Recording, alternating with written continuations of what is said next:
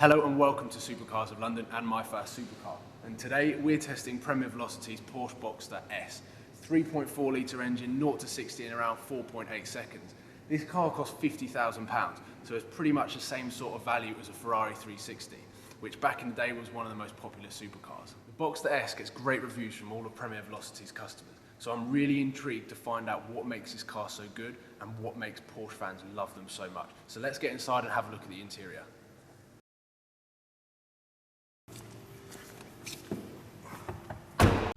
So I'm sat in the Porsche Boxster S for the first time, and as a lot of you know, I'm not the biggest Porsche fan. They're not really my cup of tea, and I was a bit skeptical whether I could actually do this review without offending the Porsche community. But inside, it's faultless. The leather and stainless steel looks fantastic and it feels really luxurious. It's a really nice place to sit, and the whole interior is very well designed, and as you can imagine, being German, it probably all works as well. So you get a lot of great views.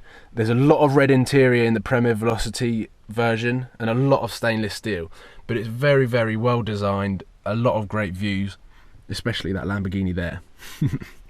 I'm surprisingly looking forward to going out in the Porsche Boxster S and giving it a good review. Hopefully my opinions on Porsches will begin to change after today. Premier Velocity's customers absolutely love this car, say it's one of the most fun they've ever had in cars, and it's one of Porsche's most popular cars, so they've got to be doing something right. So let's get James in here and take this car out on the road.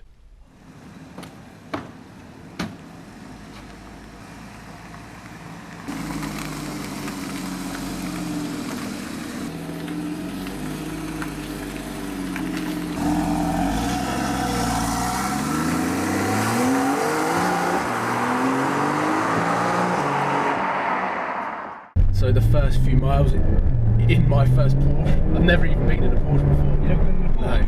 No. So the Boxster S, the entry-level Porsche model. Not the S is obviously the top spec of the Boxster, but the entry model, the Boxster. So it's got a 3.4 litre engine, 0 to 60 in about 4.8 seconds. I've read on Google. But it's a nice place to sit.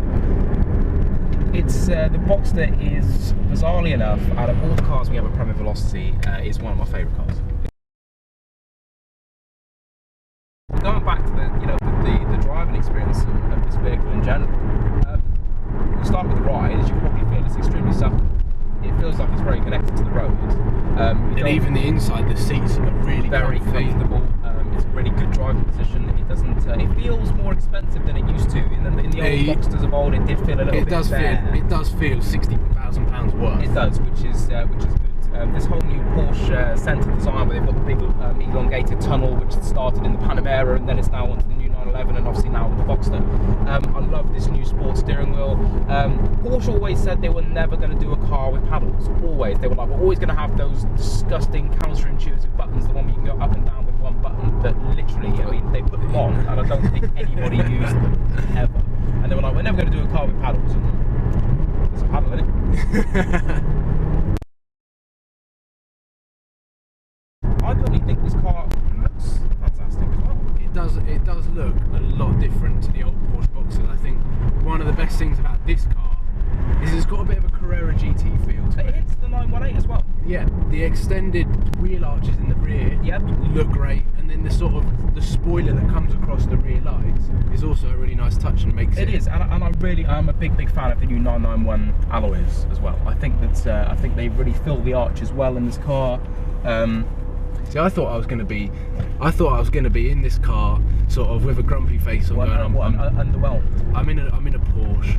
Like, everyone knows that Porsches aren't really my cup of tea. I mean, but I've never actually been out in a Porsche, so I feel like I was being really judgmental, because for the first 5 minutes or so, I'm enjoying the ride. I haven't really felt the power yet, but it's a nice place to sit. Yeah, when we start accelerating a little bit and finding a bit more space, then you'll really see it's not slow either. It's over 300 horsepower. It's a light car. Its power delivery is really good. There's a lot of torque all the way to the rev range. That's what they've done really well with this car. It comes alive above 5.5, 6,000. That's when it really starts to sink. But third gear, you can. Do you know what I mean? It's still got a lot of power for this is a Boxster. This is the definitive hairdresser's car that people said, you buy a Boxster instead of a 911, poor man's Porsche. It isn't anymore. So here we go. Yeah. So revs to about 7.5. Does sound good. You can feel how nimble it is. You see what I mean? I'm almost on your lap. It moves around a little bit, but it's just very, very easy to manage a speed. You know, I mean, you sit in a fifth gear, you've still got driving fit. You see what I mean? Yeah. For a Boxster. Just feel that Boxster, the 3.4 litre. It's a really good gearbox. Yeah. The gear changes are instant. Bang on. So like a GTR or a 458. Yeah. So you don't need to spend £200,000 on a double clutch and a 458, or spend £5,000 every time you go to the dealership with a Nissan GTR. You can get a decent finance package from Porsche. You can get a Boxster, and it does exactly the same thing.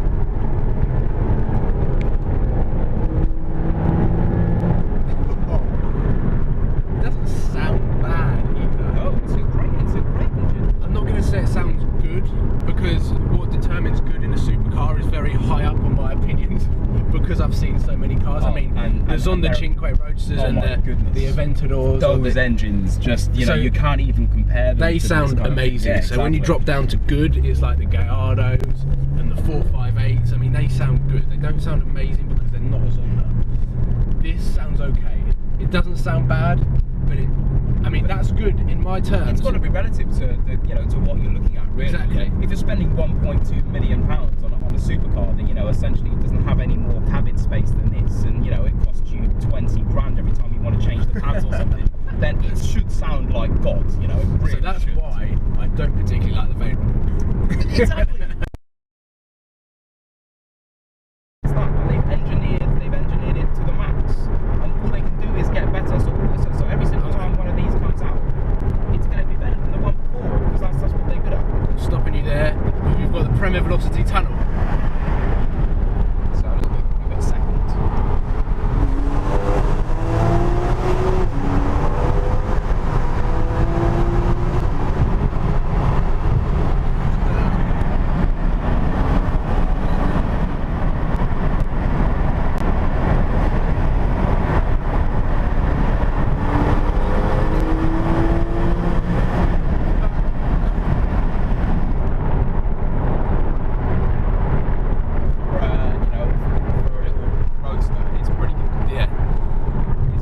Two-wheel drive, two-seater sports car. It's at the top. It is. It's right there. I can't think of anything. And it is really fast too. I mean, It's really fast. For what it is, it's really good. A lot of people would say it's a Boxster.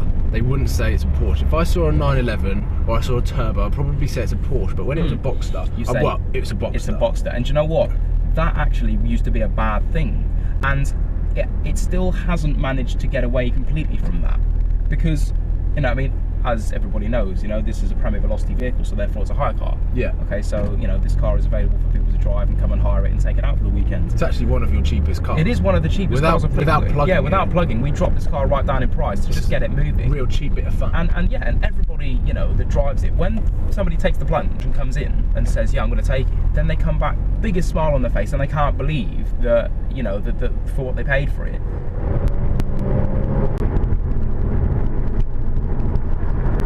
And he took all this stuff away from them. No one's gonna hit you.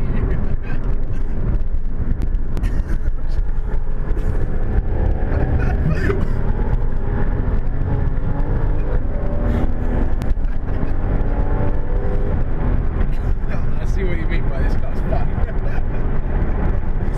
I love it. So how often do you see James with a smile on his face? I know, I'm always really serious. Driving the 458 is very serious. Driving the McLaren, it's even more serious. I kind of want to see your face driving a Lamborghini, and don't worry, we'll do the Lamborghinis. They are coming soon. They are coming. And the Audi R8 as well. And the R8 as well, because that's a big favourite of mine. Yeah. But no, I can feel a headache coming on. Is buying a supercar a really good idea? You're going to be there all the time, like, you're going to be looking at you like, oh, Paul, how you joined the car? I need more paracetamol. Is anybody? So as we slow down now, and the viewer will be able to hear us a little bit better, I'm trying trying to rack my brain onto the car that had a perforated head seat for when your head gets hit to the back. And I can't remember what car it was, whether it was a 458 or the SLS. I think the SLS. I think it was the SLS. So again, a German thing. But the Porsche has got a very spongy headrest for when your head hits the back of the seat.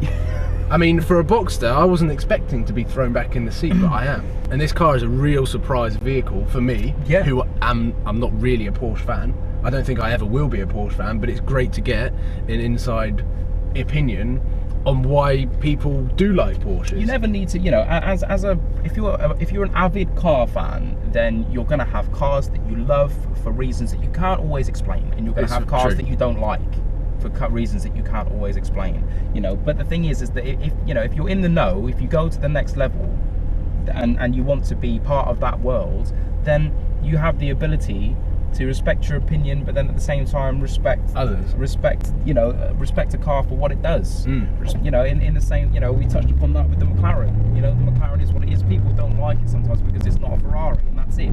And that is their reason. They're like, well, I don't like it because it hasn't got transport. So I'm like, okay, fine. You know, but if they can also turn around and say, but I understand that it's one of the best supercars that's been made in the last 10 years. It's so true. It is. I mean, and the same with something like this. You can get in it and you can get out and go, wow, you know, genuinely, that's a really good car. But then, you know, you don't have to go, right, that's it, I'm converted, I'm going to buy one tomorrow. You don't need to. Exactly, like I say with a lot of the reviews, I just end up respecting and appreciating the car. So we're heading back to Premier Velocity now. Back to HQ. Been out in the Porsche Boxster for 20 minutes, half an hour. Yeah, 20 minutes or so. To get a good feel of the car. And I have to say, my opinion on Porsches in general have changed in the sense of the engineering and the performance that they can create in a car. Look at that, an old school Boxster. But in this car, I mean, everyone at Premier Velocity said that this car was a surprise vehicle. All of your customers absolutely love it. Absolutely. I wouldn't say that I love it, but I'd say that this is a hell of a lot of fun. It's a great car. For the money that you pay. Yeah, for the money you pay. In its sector of the market, it's a market leader. It is a really cool car. My opinion of the car, it looks great. It looks a lot better than the Porsche Boxster. I'm not saying that it looks as good as some of the supercars that we've tested, but for a Porsche Boxster, the latest one is it's definitely the best. It has the Carrera GT look about it. Inside, it's also very luxurious, and everything works because it's German. A hell of a lot of fun.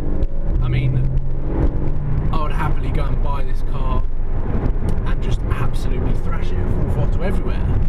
I probably wouldn't ever be in 6th gear unless I was on the autobahn. Knowing how much fun you can get in this car is something that I'm going to be looking for in the other cars that we test, and making sure that I have as much fun in this car as I do in, say, the Lamborghinis, the Audi R8s, and the other cars that we're going to be reviewing. So yeah, as we're waiting to go back to Premier Velocity's headquarters, I was quite worried about this review because I know that the Porsche community is so strong and so passionate towards Porsche.